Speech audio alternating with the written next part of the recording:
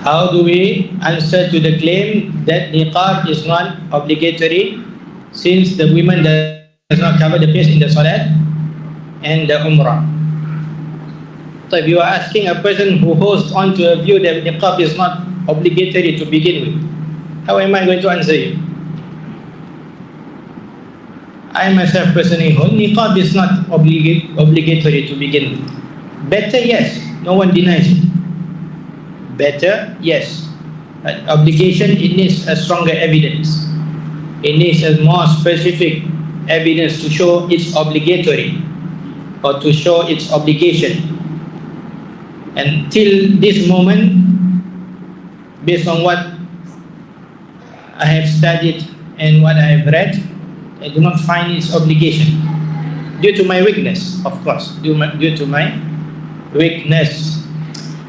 But answering to the question based on a person who sees the obligation of niqāb, firstly, the hadith that says the awrah of a woman is her whole self except for the face and the hands, this hadith is weak.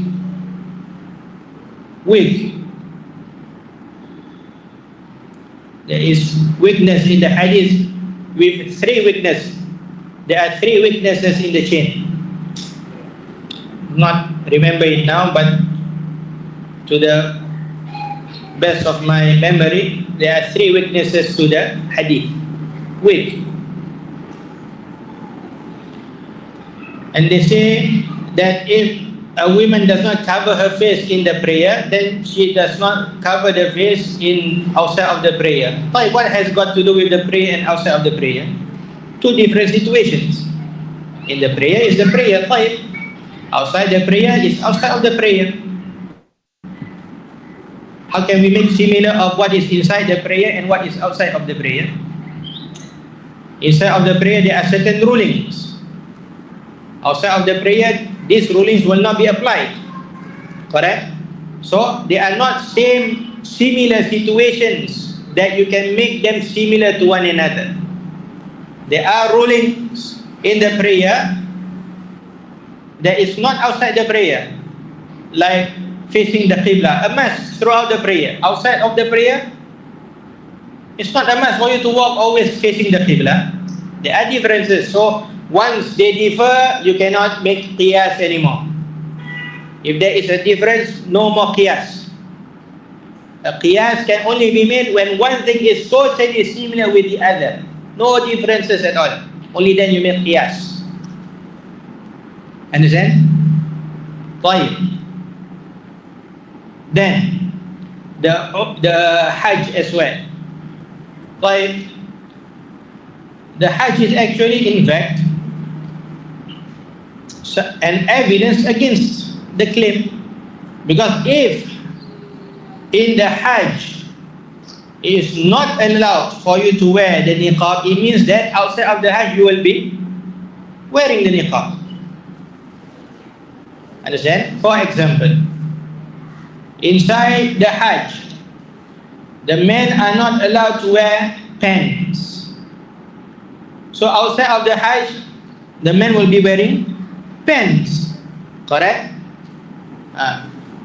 Because of the prohibition said by the Prophet sallallahu alaihi wasallam, wala sarawil, and he does not wear the pants. It's due to this obligation that pants are not to be worn inside Hajj or inside iḥrām, to be precise. Which means that outside of it, a man wears it. Likewise, the Prophet ﷺ said, and the women does not wear niqāb during iḥrām. Which means that during iḥrām she avoids, outside the iḥrām she will wear it. She will wear it. And the action of Aisha radiallahu anha explained it. When a group of men passes by her, she would what? Lower her veil, covering her face. She would lower her veil, covering her face when a non-mahram man passes by her. Why did she do this? Because outside of Hajj, she has the niqāb to cover her face.